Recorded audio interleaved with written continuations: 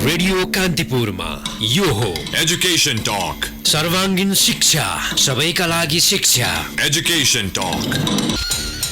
नमस्कार, एजुकेसन टकबाट आज पनि गङ्गासँगै भूपेन्द्रको रेडियो कान्तिपुर रेडियो राष्ट्रको सुन्दै हुनुहुन्छ देशभित्र अनि संसारभरिबाट 96.1 11.8 मेगाहर्ज अनि रेडियो कान्तिपुर .com बुधबार साँझ 5 बजेको कान्तिपुर समाचारपछि 6 बजेसम्म हामीले सम्पूर्ण शिक्षा र सर्वाङ्गीन शिक्षाका बारेमा कुराकानी गर्ने गर्छौँ। आजको एजुकेसन टकमा मैले नेपालको प्राविधिक शिक्षा अन्तर्गतको इन्जिनियरिङ अध्ययनको पनि इलेक्ट्रिकल इन्जिनियरिङ विषयको बारेमा कुराकानी गर्दैछु।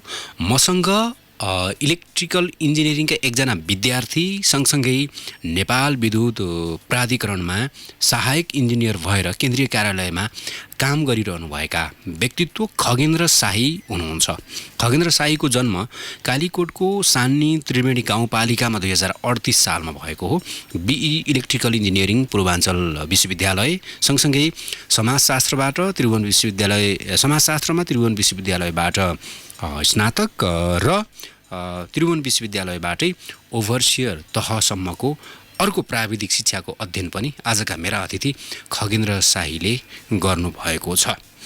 कुलमान घिसिङको लोड सेडिङ अन्त्यको टिममा रहेर काम गर्नुभएको अनुभव पनि आजका मेरा अतिथि खगेन्द्र शाहीसँग छ। आज मैले नेपालमा विद्युत उत्पादन र यसको खपत योजना लगायतका विषय पनि जोड्ने सोचमा छु आजको एजुकेसन टकमा। सबैभन्दा पहिले म खगेनजीलाई स्वागत गर्छु। यहाँलाई आजको एजुकेसन टकमा स्वागत छ खगेनजी। धन्यवाद सर। विकट भन्छौँ हामीले यहाँबाट भन्दा धेरैहरूले सुदूरपश्चिम भन्छन्, मैले चाहिँ सुन्दर पश्चिम भन्ने गरेको छु। कालीकोटमा जन्मिनु भएको व्यक्ति प्राविधिक शिक्षाप्रतिको आकर्षण के थियो? धेरै विद्यार्थीका निम्ति एउटा प्रेरक कुरा हुनसक्छ। मैले यहीँबाट कुराकानीको सुरुवात गरेँ। कालीकोट चाहिँ मध्यपश्चिम हो त्यति बेलाको, तैपनि सुदूरपश्चिमसँग जोडिएको जिल्ला पनि हो र यो निकै नै मलाई पनि मेरो विगत सम्झाउनु भयो, यो प्रश्नले सम्झायो। म चाहिँ त्यति बेला हामी गाडीको रोड एक्सेस हुनको लागि 4 दिन हिँडेर आउँथ्यौँ हामी। त्यति टाढा हो कालीकोट जिल्ला। त्यहाँ म अध्ययनरत गर्थेँ। त्यसको मेरो गाउँपालिकामै सान्नी त्रिवेणी गाउँपालिकामा 500 किलोवाटको एउटा जलविद्युत नेपाल विद्युत प्राधिकरणले बनाइरहेको थियो। हामी अध्ययन गर्दाखेरि त्यो जलविद्युत केन्द्र देखिसकेपछि इलेक्ट्रिकल इन्जिनियरिङ पढ्नुपर्छ भन्ने सोच आयो। सोही अनुसार काठमाडौँ आइपुगेर पोखरा इन्जिनियरिङ क्याम्पस टियुको त्यसमा इन्ट्रान्स दिएर अनि त्यसमा मैले अध्ययन गरेको डिप्लोमा इन्जिनियरिङ। त्यहाँबाट सुरुवात भयो। हजुर। अनुभव कस्तो रह्यो अहिले यहाँसम्म आइपुग्दाखेरिको तपाईँको अनुभव? खास गरी मैले चाहिँ पोखराबाट डिप्लोमा इन्जिनियरिङ गरिसकेपछि अनि दाङ जिल्लामा दाङको घोराईमा एउटा सरकारी विद्यालय थियो, पद्मोदय पब्लिक विद्यालय। त्यसमा चाहिँ सिटिबिटीले सब-ओभरसियर कार्यक्रम सुरु गरेको थियो र त्यो कार्यक्रमको स्थापना कालमा म त्यहाँ रहेँ र त्यहाँबाट मैले 4 वर्ष त्यहाँ अध्यापन पनि गरेँ र अहिले मेरा विद्यार्थीहरू नेपाल विद्युत प्राधिकरण पनि लगभग 20-30 जना हुनुहुन्छ र दाङ जिल्लाका विभिन्न ठाउँमा इलेक्ट्रिसियनको रूपमा पनि काम गरिरहनु भएको छ। त्यसपछि मैले संविधान सभा अहिलेको अन्तर्राष्ट्रिय सम्मेलन केन्द्रमा काम गरेँ सब स्टेसनमा। त्यसपछि चाहिँ अहिले विद्युत प्राधिकरणमा कार्यरत छु। समग्रमा अब जाउँ, इन्जिनियरिङ विषय अध्ययन के हो? इन्जिनियरिङ के हो? अहिले त अब जस्तो धेरै हाम्रो रेडियो सुन्ने अभिभावकले पनि वा विद्यार्थीले पनि कतिपय अवस्थामा यो प्राविधिक क्षेत्र र यो प्राविधिक कुरा पनि नबुझेको हुन सक्नुहुन्छ। इन्जिनियरिङ के हो? इन्जिनियरिङ अध्ययन के हो? हजुर, यतापट्टि जाउँ। इन्जिनियरिङको विषयमा धेरैलाई चाहिँ जानकारी छैन वास्तवमा। इन्जिनियरिङ भनेको, इन्जिनियरलाई नेपालमा अभियन्ता भन्छ। इन्जिनियरिङलाई अभियन्ता भनेको अभिनयकर्ता र साइन्स भनेको चाहिँ कथावस्तु हो भने इन्जिनियरिङ भनेको त्यसको अभिनय। जस्तो हामीले फिल्म बनाउँदाखेरि त्यहाँको कथावस्तुलाई हिरोहरूले कथाको भावलाई चाहिँ अभिनयद्वारा बाहिर समाजमा एउटा मनोरञ्जन प्रदान गर्नुहुन्छ अथवा शिक्षा दिन सक्नुहुन्छ। त्यस्तै गरी विभिन्न खोज, साइन्सले निकालेका खोज सिद्धान्तहरूलाई उपयोग गरेर मानव जीवनको लागि, देशको लागि, इन्फ्रास्ट्रक्चर डेभलपमेन्टको लागि उपयोग गर्ने एउटा प्रविधि अथवा त्यो खालको शिक्षालाई नै इन्जिनियरिङ शिक्षा भनिन्छ। खास गरी त्यो हो इन्जिनियरिङ भनेको। त्यसमा पनि विभिन्न फ्याकल्टीहरू छन् इलेक्ट्रिकल इन्जिनियरिङ मेकानिकल सिभिल लगायतका अहिलेको कम्प्युटर त्यो छ खास गरी इन्जिनियरिङ भन्नाले चाहिँ एउटा अभियन्ता अथवा साइन्सलाई चाहिँ व्यवहारमा उतार्ने एउटा शिक्षा हो साइन्सलाई व्यवहारमा उतार्ने शिक्षा नेपालको परिप्रेक्ष्यमा जाउँ हजुर एउटा युवाले हजुर एउटा प्राविधिक शिक्षा अध्ययन गरिरहेको अध्ययन गरेको हजुर अध्ययन गर्न चाहने हजुर हैन सबैको दृष्टिकोणबाट हेर्दाखेरि हजुर नेपालको प्राविधिक शिक्षा त्यो अन्तर्गतको इन्जिनियरिङ अध्ययन हजुर समग्रमा स्कोप यसको अध्ययनको अवस्था हजुर कस्तो देख्नुहुन्छ यहाँले कस्तो पाउनुहुन्छ खास गरी अब एउटा जस्तो हाम्रो छिमेकी देश भारत अहिले पछिल्लो चरणमा विश्व रङ्गमञ्चमा चाहिँ बलियो उपस्थिति जनाएको छ युरोप लगायतका पश्चिमा देशहरूमा लगभग 80% त्यहाँको चाहिँ टेक्नोलोजी अथवा प्रोभाइड गर्ने मेन पावरहरू चाहिँ इन्डियाले उत्पादन गर्छ त्यहाँ चाहिँ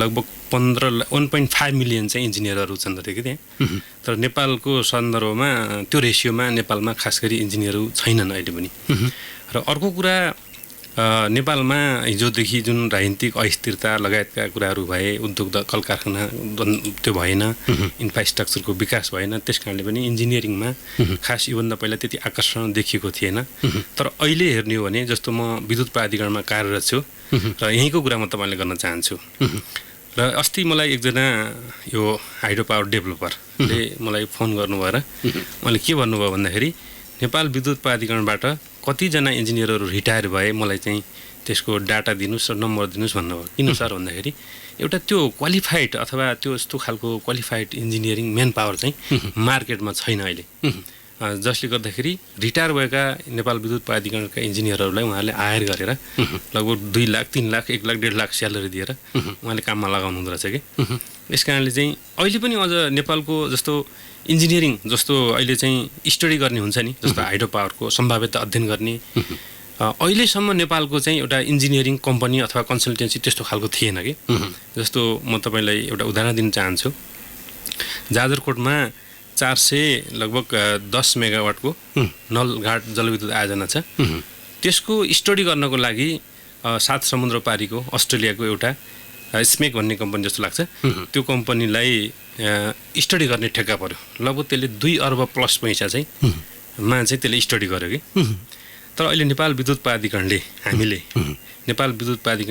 इन्जिनियरिङ कम्पनी गठन गऱ्यौँ कि जसमा नेपालका इन्जिनियरहरू पनि इन्भल्भ हुनुहुन्छ र केही त्यस्ता एक्सपर्टहरू आवश्यकता पर्यो भने हामीले बाहिरबाट पनि हायर गर्न सक्छौँ त्यसले 426 मेगावाटको नलघाटको चाहिँ 410 थियो भने कालीकोट जिल्लाको मेरै गाउँपालिका पनि पर्छ फुकोट कर्णाली भन्ने एउटा 426 मेगावाटको प्रोजेक्ट चाहिँ लगभग उसले 35-40 करोडको भित्र चाहिँ उसले अध्ययन गर्यो कि भने हामीसँग मेन पावर नहुँदाखेरि देशले कति घुमायो त 2 अर्ब त आखिर बाहिर गयो नि त त्यो त 2 अर्बको साटो त्योभन्दा बढी पावर भएको चाहिँ हाइड्रो पावर जम्मा चाहिँ लगभग 35-40 करोडमा चाहिँ उसले स्टडी गर्यो भनेपछि नेपालमा इन्जिनियरिङको आवश्यकता कति छ भन्ने कुरा यसले झल्काउँछ यो उदाहरणले त्यस कारणले नेपालमा क्वालिटी अथवा क्वालिफाइड इन्जिनियरहरू लाई चाहिँ हामीले काम दिन सक्नु पऱ्यो उहाँलाई काममा लाउन सक्नु पऱ्यो र इन्जिनियरले काम पनि सिर्जना गर्नु पऱ्यो फेरि एउटा नेपालको ट्रेन्ड पनि के छ भन्नुहुन्छ भने जस्तो म इन्जिनियर बन्छु भन्यो डक्टर बन्छु भन्यो के को लागि भन्दाखेरि अब त्यहाँ जागिर खाने पैसा कमाउने त्यो खालको ट्रेन्ड के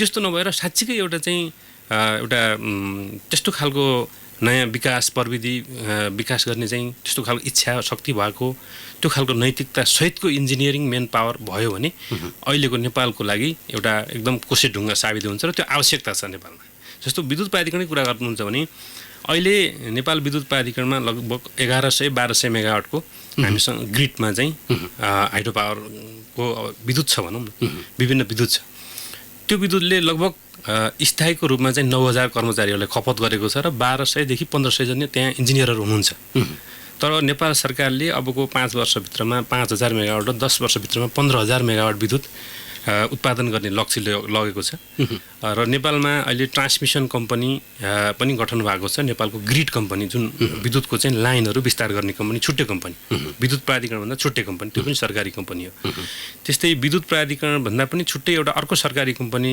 विद्युत जेनेरेसन कम्पनी भनेको छ र उसले लगभग अहिले 6000 मेगावाट जतिको लाइसेन्सको स्टडी गरिरहेको छ त्यो लगायतका प्राइभेटको त अहिले कुरै नगरौँ भनेपछि यत्रो 20-22 हजार मेगावाटको विद्युत अबको 10 वर्षभित्रमा आउने हो भने कति गुणा इन्जिनियरहरू खपत हुन्छन् त अब कति त्यो मेन पावर खपत हुन्छ। यसबाट हामी अनुमान लगाउन सक्छौँ कि नेपालमा इन्जिनियरिङ शिक्षाको आवश्यकता कति छ, यसको स्कोप कति छ भन्ने कुरा हामी यहाँबाट पनि अनुमान लगाउन सक्छौँ।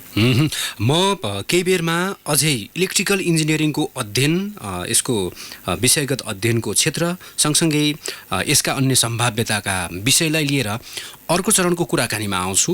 आजको एजुकेसन टकमा मसँग एक युवा खगेन्द्र शाही हुनुहुन्छ, इन्जिनियरिङका विद्यार्थी र नेपाल विद्युत प्राधिकरणका सहायक इन्जिनियर पनि। यो कुराकानी सुन्दै गर्नुहोला। अहिले जाउँ प्रचार सामग्रीपट्टि। एजुकेसन टकमा फेरि पनि तपाईँलाई स्वागत छ।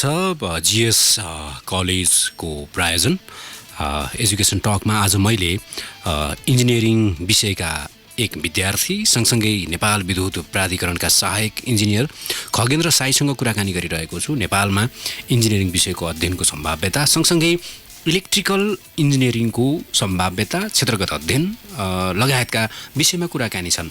म यो चरणको कुराकानीमा खास गरी इलेक्ट्रिकल इन्जिनियरिङको अध्ययन र यसको स्कोपमा अलिकति गहिरिएर आउँछु।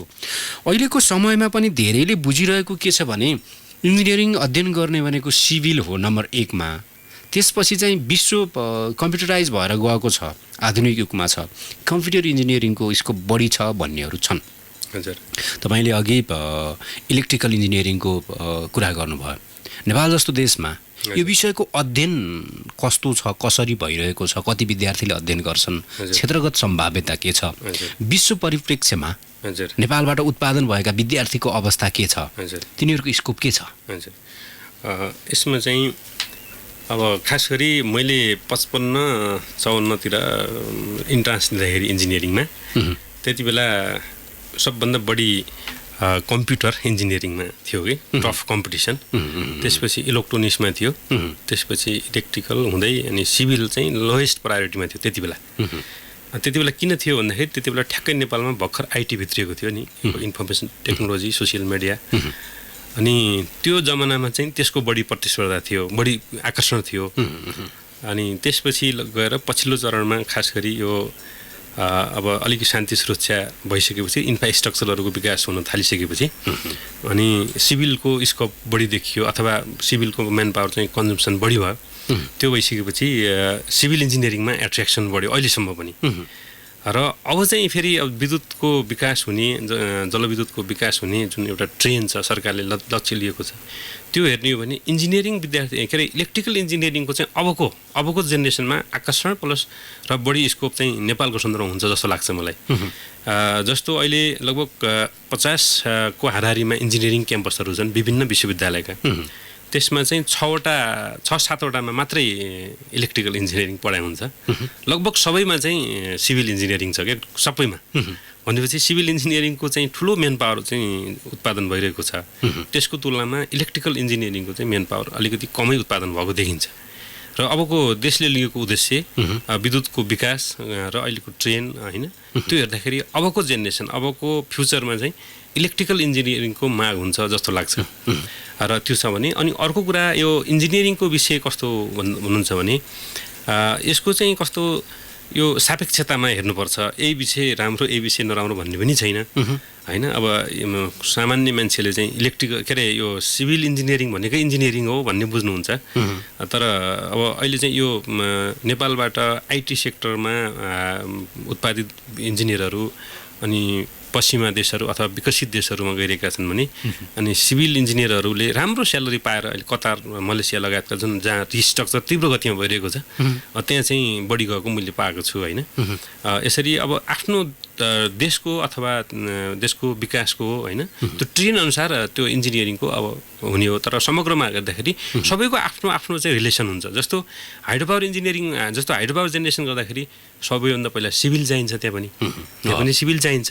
सिभिल चाहिसकेपछि अनि मेकानिकलको काम हुन्छ, जहाँ पेनस्टकहरू हुन्छन् हाम्रो मेकानिकल पार्टहरू। अनि त्यसपछि गएर अनि जेनेरेटरबाट सुरु हुन्छ इलेक्ट्रिकल इन्जिनियरिङ। त्यसपछि चाहिँ यो पब्लिक कन्जम्सनसम्म आउँदाखेरि इलेक्ट्रिकल इन्जिनियरिङको हुन्छ। हाइड्रो पावरमा अलिकति बढी इन्जिनियरिङ इलेक्ट्रिकल इन्जिनियरिङ हुन्छ भन्ने हो।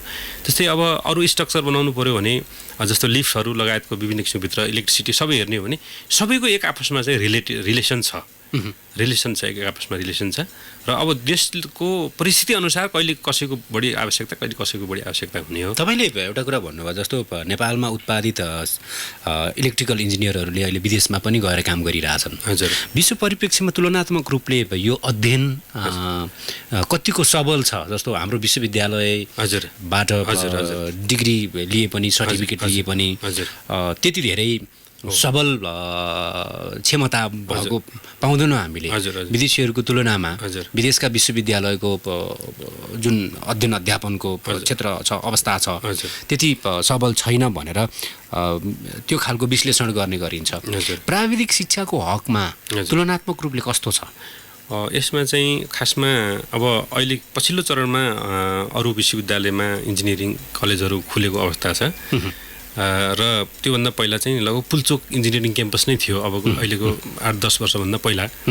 र त्यति बेला चाहिँ एसियामा चाहिँ रोबोटिक कम्पिटिसन हुन्थ्यो, हामी त्यति बेला डिप्लोमा इन्जिनियरिङ पढ्थ्यौँ। त्यसमा पनि पुल्चोक क्याम्पसले चाहिँ जापान लगायतका देशहरूसँग कम्पिटिसन गरेर सेकेन्ड थर्ड यस्तो पोजिसन पनि आउँथ्यो कि रोबोटिक कम्पिटिसनमा। र अब पुल्चोक क्याम्पसको चाहिँ प्रोडक्टलाई चाहिँ राम्रो मानिन्थ्यो अरे भन्ने हामीले सुन्थ्यौँ त्यति बेला पनि। र सिलेबसहरू हेर्ने हो भने अहिले जस्तो जापानको विश्वविद्यालय, बेलायतका विश्वविद्यालयका र नेपालका विश्वविद्यालयका हेरौँ, अहिले पूर्वाञ्चल विश्वविद्यालयकै पनि सिलेबसहरू हेर्ने हो भने त्यसको कन्टेन्ट चाहिँ कम छैन बाहिरको भन्दा। खासमा कन्टेन्ट चाहिँ कम छैन, तर प्र्याक्टिकल गर्ने सन्दर्भमा अब इन्फ्रास्ट्रक्चरको पनि हुन्छ। र अर्को कुरा कस्तो भन्दाखेरि जस्तो पोखराको इन्जिनियरिङ क्याम्पस, यहाँ पुल्चोक क्याम्पस लगायतका क्याम्पसहरूमा जुन इन्फ्रास्ट्रक्चर छ त्यहीँभित्रै हाइड्रो पावर जेनेरेसन छ, त्यहीँभित्र सबै चिजहरू मेकानिकलदेखि लेथ मेसिन, महँगा मेसिनहरू सबै चिजहरू छन् कि। तर एउटा ट्रेन चाहिँ कस्तो हुँदो रहेछ भन्नुहुन्छ भने, अनि हामीले इन्जिनियर पढ्ने अनि राम्रो ठाउँमा जाने, 2-4 पैसा कमिसन खाने, बिसी खाने, अनि चाहिँ आफ्नो घर बनाउने भन्ने मानसिकता भयो भने अनि त्यो प्र्याक्टिकल चिजहरू त्यहाँ जस्तो एभाइलेबल हुँदाहुँदै पनि त्यसमा चाहिँ अलिकति रुचि नहुने जस्तो लाग्छ। त्यति बेला एउटा पोखरामा एकजना हाम्रो हुनुहुन्थ्यो विद्यार्थी त्यति बेलाको, उहाँले चाहिँ यतातिर डिग्री बरु ब्याक लगाउनु भएको थियो, तर उहाँले चाहिँ त्यहाँभित्रै विभिन्न किसिमको आविष्कारहरू गर्नुभएको थियो कि त्यति बेला, होइन? रमेश चौधरी भन्ने हुनुहुन्थ्यो त्यति बेला। र त्यतातिर चाहिँ हाम्रो अलिक ट्रेन भएन कि हामीले केही नयाँ गरौँ, प्रयोग गरौँ नेपालको सन्दर्भमा। जस्तै अहिले म भन्छु अब इलेक्ट्रिक भेहिकलको प्रमोसन गर्नुपर्छ, विद्युतीय सवारी साधन सरकारले पनि भनिरहेको छ। नेपाल विद्युत प्राधिकरणले पनि त्यो भनेर अहिले कार्यकारी निर्देशक अहिलेको ऊर्जा मन्त्रीले एउटा BYD को इलेक्ट्रिकल कार किन्नुभयो। तर त्यो कार चाहिँ नेपालको सन्दर्भमा भएन, किनभने यहाँको रोड अनुसार होइन, त्यसको चाहिँ जुन हाइट हुनुपर्ने त्यो भएन, नभइसकेपछि सरर त्यो चल्न नसक्ने स्थितिमा भयो। तर त्यो नेपालका इन्जिनियरले अथवा नेपालका चाहिँ त्यो प्राविधिक क्षेत्र प्रविधितिर लागेका चाहिँ मेन पावरहरूले त्यो खालको चाहिँ नयाँ खालको डिजाइन, नयाँ खालको चाहिँ एउटा यहाँको सन्दर्भमा गर्न सकेको भए हुन्थ्यो। यतातिर एउटा सोचाइ पनि आवश्यकता छ क्या। त्यो सोचाइको पनि कमी भएको कारणले गर्दाखेरि पनि हामीमा साधन स्रोत हुँदाहुँदै पनि अथवा ल्याबहरू, त्यस्ता किसिमको ल्याबहरू, त्यस्तो खालको म्यान पावरहरू हुँदाहुँदै पनि त्यतातिर अलिकति बढी चासो, इच्छा शक्ति नभएको कारणले पनि अलिकति चाहिँ प्र्याक्टिकल नलेज कम हो कि भन्ने लाग्छ।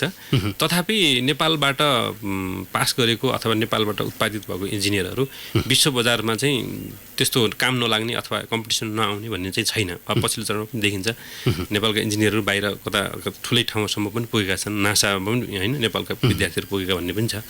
त्यस कारणले खासमा विश्व बजारमा कम्पिटिसन नहुने भन्ने छैन। र अर्को कुरा कस्तो हुन्छ भने इन्जिनियरिङको ल्याङ्ग्वेजहरू हुन्छ नि, जस्तो डिजाइनहरू, यहाँको सिम्बलहरू, नक्सा भनेको वर्ल्ड वाइड चाहिँ त्यो सबै इन्जिनियरहरूले, जस्तो जापानका इन्जिनियर, चाहे चाहिँ साउथ अफ्रिकाका इन्जिनियर, अमेरिकाका इन्जिनियर, सबैको लागि एउटै भाषा हो त्यो के इन्जिनियरिङ ल्याङ्ग्वेज भनौँ न, इन्जिनियरिङ ड्रइङहरू। त्यस कारण त्यो एजुकेसन, त्यसको कन्टेन्ट, त्यसको शिक्षा, त्यसको प्रिन्सिपल, त्यो भनेको संसारभरि एउटै हुन्छ।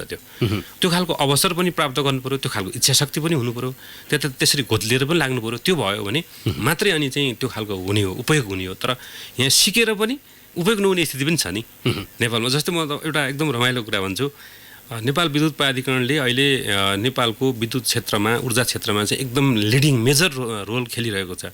तर नेपाल विद्युत प्राधिकरणबाट जति पनि टेन्डर हुन्छन्, जति पनि हाइड्रो पावरहरू बन्छन्, त्यो हाइड्रो पावरमा चाहिँ कन्स्ट्रक्सन गर्ने कहाँ मान्छेहरू आउँछन्, चिनिया ठेकदारले पार्छ र चिनकोमा इन्जिनियरहरू त्यो इन्स्टल गर्छन् भनौँ क्या, त्यहाँ जडान गर्छन्, त्यसको डिजाइन गर्छन्। अनि नेपालका चाहिँ जति पनि डिजाइन हुन्छन्, हाइड्रो पावरको डिजाइन स्टडीको अध्ययन हुन्छ अथवा सम्भाव्यता अध्ययन रोडको होला, हरेक अन्तर्राष्ट्रिय विमानस्थलको भनौँ, त्यसको स्टडी गर्ने जिम्मा फेरि कसले लिन्छ त? विदेशी कम्पनीहरूले लिन्छ र विदेशी इन्जिनियरहरूले आएर गरिरहेका छन्। नेपाल विद्युत प्राधिकरणले आफै गरेको भए पो त्यहाँका म्यान पावरले सिकेर काम गर्थ्यो नि त। विश्वविद्यालयमा थ्योरी भयो, नलेज भयो, त्यसलाई एप्लाई गर्ने ठाउँ पनि हुनुपर्थ्यो नि त। तर नेपालको चाहिँ ट्रेन्ड के भयो भन्दाखेरि सबै टेन्डर गर्ने र प्राइभेट अथवा विदेशी कम्पनीलाई दिने, विदेशी कम्पनीले बनाइदिने। अनि नेपालको इन्जिनियरले त काम पाएन। त्यही भएर अहिले नेपाल विद्युत प्राधिकरणले इन्जिनियरिङ कम्पनी बनाइसकेपछि हाम्रो इन्जिनियरहरू पनि अब स्टडीमा त केही काम पाए नि। त्यस्तै गरी एउटा देशैभरि हरेक सेक्टरमा चाहिँ अध्ययन गर्ने, त्यसलाई निर्माण गर्ने काम चाहिँ सरकारले पनि पोलिसी लग्यो भने अनि त्यसको एप्लाई हुन्छ नि त, त्यहाँ इन्जिनियरले काम पाउनुहुन्छ, अनुभव हुन्छ, त्यो नलेज हुन्छ, एक्सपिरियन्स हुन्छ। अनि त्यो एक्सपिरियन्स चाहिँ विश्व बजारमा जताततै भ्यालुएबल पनि हुन्छ। तर हाम्रो यो शिक्षा भयो, शिक्षाको एप्लिकेसन भएन, त्यो खालको अनुभव भएन क्या। त्यो नहुनाले चाहिँ अलिकति त्यो भनौँ न त्यो खालको म्यान पावरको कमी पनि चाहिँ भएकै छ। श्रोता, मैले कुराकानी गरिरहेको छु इलेक्ट्रिकल इन्जिनियर खगेन्द्र शाहीसँग। अर्को चरणको कुराकानीमा म नेपाल विद्युत प्राधिकरण यो सँगै जोडिएको इन्जिनियरिङ वर्क्स र अन्य विषय लिएर आउँछु। यति बेला अर्को प्रचार सामग्रीको पालो भएको छ, रेडियो कान्तिपुर भने सुन्दै गर्नुहोस्। यो अर्को चरणको कुराकानीमा पनि तपाईँलाई स्वागत छ एजुकेसन टकमा। आज मैले इलेक्ट्रिकल इन्जिनियरिङका एकजना विद्यार्थी सँगसँगै नेपाल विद्युत प्राधिकरणका सहायक इन्जिनियर खगेन्द्र शाहीसँग कुराकानी गरिरहेको छु। अघि मैले इलेक्ट्रिकल इन्जिनियरिङ अध्ययन र यसको सम्भाव्यताका बारेमा मैले कुराकानी गरेँ। अब म नेपाल विद्युत प्राधिकरणको अहिलेको अवस्थाका बारेमा आउँछु। धेरैले बुझेका छन् कुलमान घिसिङ प्रमुख भएर गइसकेपछि हामी चाहिँ लोड सेडिङको युगबाट उज्यालोको युगमा आयौँ। हजुर, त्यो जादुमय अवस्था थियो अथवा कसरी काम गरिरहेको छ नेपाल विद्युत प्राधिकरणले? तपाईँको अनुभव, जस्तो तपाईँ पनि कुलमान घिसिङकै टिममा बसेर काम गरिरहनु भएको छ। कुलमान घिसिङ आफैमा कुनै विशेष दक्ष क्षमता, अतिरिक्त दक्ष क्षमता भएको व्यक्ति त हुनुहुन्न, तर उहाँको व्यवस्थापनले यो सबै भयो भनेर बाहिरपट्टिको बुझाइ छ। हजुर, अन्तर्वार्ताहरू वा आउने समाचारहरू पनि त्यही छन् होइन? त्यो टिमले कसरी काम गर्छ? अहिलेको विद्युत विस्तार व्यवस्थापनदेखि लिएर चुहावट सबै कुरालाई व्यवस्थापन कसरी गरिरहेको छ टिमले? हजुर, अब यो तपाईँले राखेको प्रश्नमा 2-3वटा प्रश्नहरू आए। त्यस कारणले मैले पहिलो कुरा चाहिँ अब जुन अब अहिले चाहिँ नेपाल विद्युत प्राधिकरणले त्यो काहले लाग्दो लोड सेडिङको युगबाट एउटा चाहिँ उज्यालो युगमा यो देशलाई प्रवेश गराउन सफल भयो। त्यसको चाहिँ नेतृत्व अहिले कुलमान घिसिङ सरले गरिरहनु भएको छ। र अब यसमा मैले एउटा कुरा चाहिँ म स्मरण गराउन चाहन्छु। जस्तो कुलमान सर चाहिँ एउटा गोल्ड मेडलिस्ट अथवा कतैबाट आएको एकदमै धेरै जानेर भएको भन्ने पनि होइन। उहाँ पनि एउटा आम नागरिक नै हो।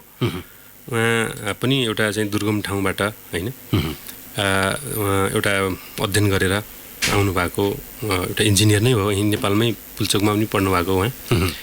र उहाँ चाहिँ नेपाल विद्युत प्राधिकरणमा पहिलेदेखि कार्यरत पनि हुनुहुन्थ्यो फेरि होइन, लामो समयदेखि विभिन्न कार्यालयहरूमा कार्यरत पनि हुनुहुन्थ्यो। र यसमा चाहिँ कुलमान सरलाई त्यो खालको अवसर प्रदान गर्ने वातावरण पनि बन्यो त्यति बेलाको सरकारले। र अर्को कुरा, महत्त्वपूर्ण कुरा चाहिँ सबैले बुझ्नुपर्ने कुरा के हो भन्दाखेरि नेपाल विद्युत प्राधिकरणको कार्यकारी निर्देशक हुनको लागि मोटो रकम चाहिँ त्यति बेलाका मन्त्रीहरूलाई सरकारलाई बुझाएर आउनुपर्ने थियो अरे पहिला। सबैले आमले बुझेकै कुरा पनि हो फेरि। एउटा मोटो रकम बुझाएर आइसकेपछि अनि त्यो एमडीले के काम गर्छ भन्नुहोस् त? कसरी लोड सेडिङ अन्त गर्ने भन्ने सोध्छ, कसरी चाहिँ एउटा डिमान्ड साइड म्यानेजमेन्ट गर्ने, कसरी चाहिँ विद्युतको स्तर बढाउने भन्ने कसरी सोच्न सक्छ? उसले ठुलो रकम बुझाएर आउँछ र ठुलो रकम कहाँबाट लिन सकिन्छ त? अब रकम ठुलो लिनको लागि त क्राइसिस सृजना गर्नु पऱ्यो, लोड सेडिङ बढाउनु पऱ्यो, उद्योगपतिहरू अथवा ठुल्ठुला चाहिँ कन्ज्युमरहरू अनि हामीलाई लोड चाहियो भनेर त्यहाँ खालको बार्गेनिङ हुन्छ। अनि त्यसले गर्दाखेरि पहिलाका चाहिँ नेतृत्वमा रहने विद्युत प्राधिकरण नेतृत्वमा रहने एमडीहरूले त्यो खालको पनि भोग्नुभयो कतिपयले चाहिँ। त्यो खालको परिवेश पनि थियो। तर कुलमान सर चाहिँ कसरी आउनुभयो भन्दाखेरि त्यति बेला चाहिँ सरकारको प्रधानमन्त्री प्रचण्ड हुनुहुन्थ्यो, ऊर्जा मन्त्री जनार्दन शर्मा हुनुहुन्थ्यो र हामी पनि त्यहाँ कार्यरत कर्मचारीहरू थियौँ। र त्यति बेलाको सबैले टिमले, त्यति बेलाको सरकारले पनि एउटा चाहिँ जुनियर लेभलको होइन जुनियर लेभलको युवा अवस्थाको र अलि चिलिमीमा गएर उहाँ राम्रो पर्फर्मेन्स पनि देखाउनु भएको थियो कुलमान सरले त्यो मान्छे त्यो खालको एउटा चाहिँ इन्जिनियरलाई चाहिँ अवसर दिनुपर्छ भनेर उहाँहरूले पिकअप गर्नुभयो त्यति बेला सरकारले कि पिकअप गरेर चाहिँ त्यो ठाउँमा सजिलै दिनुभयो कि उहाँले त्यो खालको अप्ठ्यारो अवस्था झेलेर आउनु भएन कि उहाँहरू आइसकेपछि के थियो भने उहाँको एउटा युवा जोस तागत इच्छा शक्ति र अर्को उहाँको इमान्दारिता र उहाँको नलेज त छँदैछ तिनटै कुराको चाहिँ समायोजन भएर त्यो वातावरण बन्यो कि उहाँलाई चाहिँ गर्न सक्ने वातावरण चाहिँ बन्यो त्यस कारणले म यहाँ जोड्न खोजेको कुरा के हो भने त्यो त्यति बेलाको चाहिँ सरकारले पनि राम्रो खालको चाहिँ वातावरण बनाइदिएको थियो कि उहाँलाई जसले गर्दाखेरि उहाँले फ्रिली सोच्न पाउनुभयो र उहाँले चाहिँ एउटा लिडिङ गर्नुभयो सबै कर्मचारीहरू सबै चाहिँ त्यहाँभित्रको टिमले परिचालित भयो र यो स्थिति सिर्जना भएको त्यस कारणले चाहिँ कुलमान सरले नेतृत्व गर्नुभयो त्यसको चाहिँ जस्तो जान्नुपर्छ नै उहाँले गर्नुभएकै हो र उहाँले चाहिँ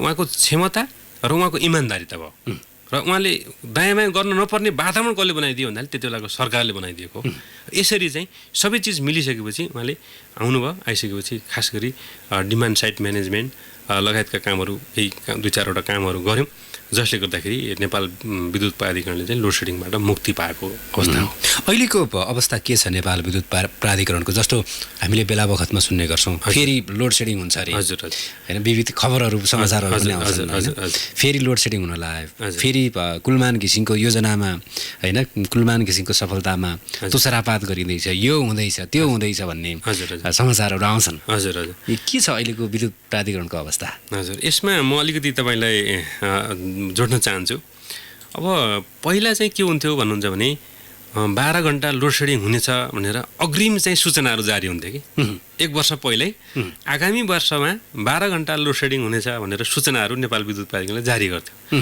त्यो गरिसकेपछि उद्योगीहरू जो हुन्थे उनले चाहिँ लगभग 13 करोड 12 करोड त्यो खालको एमाउन्टमा चाहिँ मासिक रेभेन्यू हुन्छ कि उहाँहरूको 12 घण्टा लोड सेडिङ भयो भने त उहाँले डिजेल पेट्रोल प्रयोग गर्नुपर्छ जसले गर्दाखेरि उहाँहरूको त 3 गुणा बढेर जान्थ्यो कि रेभेन्यू जस्तो 10 करोड बुझाउनेले 30 करोड चाहिँ उसको चाहिँ खर्च हुन्थ्यो खपत हुन्थ्यो त्यसपछि उनीहरू चाहिँ विद्युत प्राधिकरणको नेतृत्वमा आउने अनि उहाँहरूले चाहिँ विभिन्न त्यति बेला डेडिकेटेड फिडर भनेर 24 घण्टा चाहिँ लिन पाउने 60% चाहिँ रेभेन्यू थप गरेपछि भन्ने एउटा त्यो प्रावधान बनाइएको थियो जसले गर्दाखेरि अनि उहाँहरूले चाहिँ त्यो खालको बार्गेनिङ गर्ने त्यो खालको वातावरण बन्थ्यो र अनियमित ढङ्गले विद्युतको वितरण हुने र त्यहाँभित्रका चाहिँ अँध्यारोभित्रका खेलहरू हुन्थे त्यो कुलमान घिसिङ सर यहाँ आइसकेपछि उहाँले इमान्दारितापूर्वक उहाँले चाहिँ जनतालाई देशलाई केन्द्रबिन्दुमा राखेर उहाँले जब काम गर्न थाल्नुभयो उहाँले चाहिँ सबैलाई परिचालित गर्नुभयो त्यो ढङ्गले त्यो गरिसकेपछि लोड सेडिङ अन्त हुँदाखेरि के भयो भने हिजोका त्यो कालका खेल खेल्न गर्ने विज्ञहरू विशेषज्ञहरू चाहिँ उहाँको विरुद्धमा लाग्ने भए त्यो लागिसकेपछि उहाँले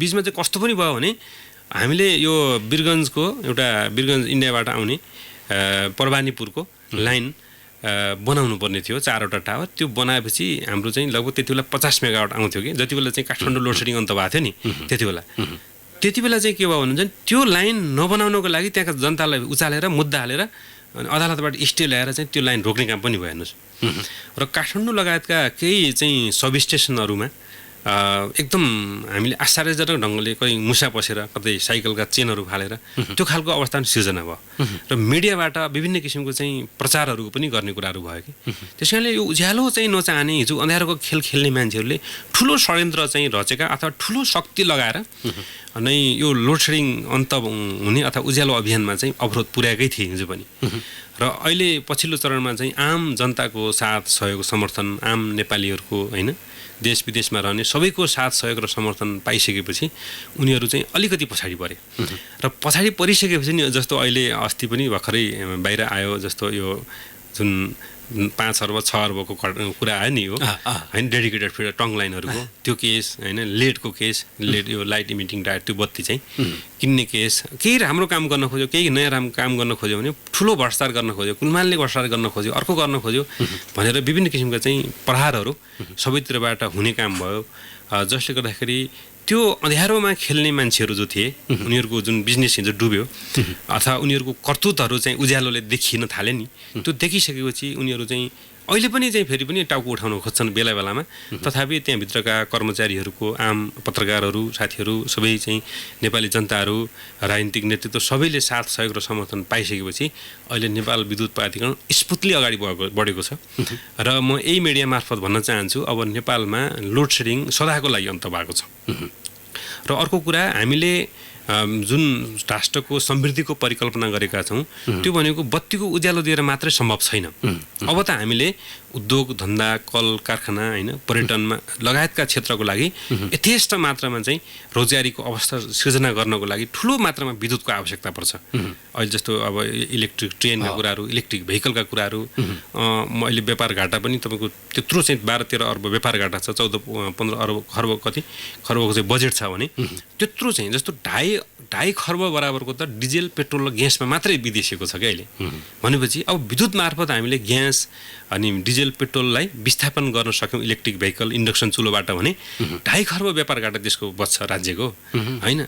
भनेपछि त्यसको लागि हामीले विद्युत उत्पादन गर्नुपर्छ, मात्र उज्यालोको लागि होइन। अब लोड सेडिङको परिकल्पना गर्नुहुन्न कि। अब त हामीले के गर्नुपर्छ भने, अब मङ्सिर पुसतिर हामीले तामाकोसी आउने प्रक्षेपण गरेका छौँ। तामाकोसी आइसकेपछि त अब हामीले विद्युत खपत बढाउँ भनेर प्रचार गर्नुपर्ने अवस्था आउँदैछ। त्यस कारणले लोड सेडिङको त कुरा नगरौँ, अब त विद्युत खपत बढाउँ, आफ्नो जीवनस्तर बदलौँ भनेर त्यो खालको चाहिँ हामीले प्रचार गर्नुपर्ने, त्यो खालको आह्वान गर्नुपर्ने अवस्था हुन्छ। त्यस कारणले अबको अवस्था भनेको लोड सेडिङ हुने अवस्था होइन। 1 2 नम्बर कुरा, नेपाल विद्युत प्राधिकरणभित्र फेरि विभिन्न किसिमका चाहिँ अनियमितताहरू हुन्थे। जस्तो त्यहाँभित्रको सरुवा, त्यहाँभित्रको बढुवा, होइन, विद्युत चाहिँ जनतालाई मिटर दिने कुरामा 3 फेज मिटर दिँदाखेरि ठुलो रकम बुझाउनु पर्ने, अहिले पनि कतिपय त्यस्ता किसिमको पुराना मानसिकता कायम छन्, होइन। विद्युत बुझाउन जाँदाखेरि चाहिँ लामो लाइन बस्नुपर्ने, टन्टलापुर घाममा बस्नुपर्ने, यस्ता किसिमको अवस्था थिए। अहिले हामीले विद्युत लाइन चाहिँ विद्युतको राजस्व तिर्नको लागि अनलाइनबाटै, मोबाइल एप्लिकेसनबाट, आफ्नै मोबाइलबाट गर्ने वातावरण बनाइरहेका छौँ। अब स्मार्ट मिटरहरू आउँदैछन्। अब हामीले विद्युतको चाहिँ मिटरहरू हाम्रै अफिसबाट रिडिङ गर्ने त्यो खालको प्रवृत्ति पनि भित्र्याउँदैछौँ भने मिटरहरूको अभाव गर्ने 2-3 महिनासम्म पनि मिटर नदिइसकेपछि जसले पैसा बढिदिन्छ त्योसँग चाहिँ मिटर दिने, त्यो खालको जुन थियो नि कृत्रिम अभाव सृजना गरेर हुने त्यो खालको अनियमितता थिए, त्यसलाई पनि हामीले अन्त गरेर पब्लिकले मागेको 3 दिन 5 दिन टाइम तोकेर चाहिँ मिटर दिने, जडान पनि त्यसरी गर्ने, यो लगायतको सेवा प्रवाह छ नि, सेवा प्रवाहलाई हामीले सहज गराउने काम पनि नेपाल विद्युत प्राधिकरणले गरिरहेको छ भने विद्युतको जुन व्यवस्थापनको पाटो त भइसकेको छ र विद्युत त्यहाँभित्रको आन्तरिक चुहावट, होइन, त्यहाँभित्रका अनियमितता, अत्याधिक खर्च बढाएर प्राधिकरण घाटामा जान्थ्यो कि। पानी बेचेर चाहिँ बिजनेस संस्था चाहिँ आफै घाटामा जान्थ्यो। त्यो नभएर अहिले मात्रै 3 अर्ब जति नेपाल विद्युत प्राधिकरणले मुनाफा हासिल गर्न सकेको छ वार्षिक। जति बेला कुलमान घिसिङ सर आउनुभन्दा पहिला चाहिँ वार्षिक 9 अर्ब जति चाहिँ घाटामा जान्थ्यो कि। त्यो उल्टिएर अहिले चाहिँ 3 अर्ब चाहिँ मुनाफामा जाने स्थिति छ। संस्था पनि मुनाफामा गएको छ भने लोड सेडिङ अन्त भइसकेपछि त हाम्रो देशको अर्थतन्त्रमा पनि राम्रो प्रभाव परेको छ नै। र खास गरी अर्को कस्तो छ भन्नुहुन्छ भने विद्युतको 1 युनिटको चाहिँ लगभग 10 रुपियाँ जति एभरेज हामी हेर्छौँ नि, त्यसको इकोनोमिक भ्यालु भन्छ कि, इकोनोमिक इम्प्याक्ट के पर्छ भन्दाखेरि विद्युतको 1 युनिटले चाहिँ जति प्रडक्सन गर्छ नि राज्यलाई चाहिँ 84 रुपियाँ हुन्छ कि त्यसको। त्यो युएसआइडीले एउटा स्टडी गरेको छ कि। त्यस कारणले विद्युत खपत गराउनु, विद्युत खपत बढाउनु, विद्युतको चाहिँ क्वालिटी बढाउनु भनेको राज्यको अर्थतन्त्रमा पनि ठुलो कन्ट्रिब्युसन पुर्याउने हो। त्यस कारणले नेपाल विद्युत प्राधिकरण एकदम आशा लाग्दो र राम्रो प्रगतिमा अगाडि बढिरहेको छ। तथापि फेरि यहाँभित्र पुराना चिन्तन, पुराना प्रवृत्ति, पुराना किसिमका जुन अनियमितता पनि यथावत छन् केही पनि, तर त्यसलाई चाहिँ हामीले निरन्तर ढङ्गले चाहिँ सुधार गरेर अगाडि बढ्ने प्रयास गरिरहेका छौँ। कुलमान घिसिङ सरको नेतृत्वमा नेपाल विद्युत प्राधिकरण यसरी अगाडि बढिरहेको छ। श्रोता, म अन्तिम चरणको कुराकानी लिएर आउँछु। नेपालमा उत्पादित विद्युत र भारत र नेपालको जुन सम्बन्ध छ त्यो सम्बन्धसँग जोडिएका, विद्युतसँग जोडिएका कुराहरू के छन्? खपतका कुराहरू के छन्? आदान प्रदानका कुराहरू के छन्? भर्खरै केही समय अघि मात्रै भएको इनर्जी ब्याङ्किङ सम्झौताको कुरा पनि लिएर आउँछु म। अन्तिम चरणको कुराकानी सुन्दै गर्नुहोला रेडियो कान्तिपुरमा। यो अन्तिम चरणको कुराकानीमा फेरि पनि तपाईँलाई म स्वागत गर्छु। एजुकेसन टकमा आज मैले इलेक्ट्रिकल इन्जिनियर खगेन्द्र साईसँग कुराकानी गरिरहेको छु। सँगसँगै नेपाल विद्युत प्राधिकरणका सहायक इन्जिनियर पनि हुनुहुन्छ उहाँ। खगेनजीलाई मैले अन्तिम चरणको यो कुराकानीमा स्वागत गरेँ।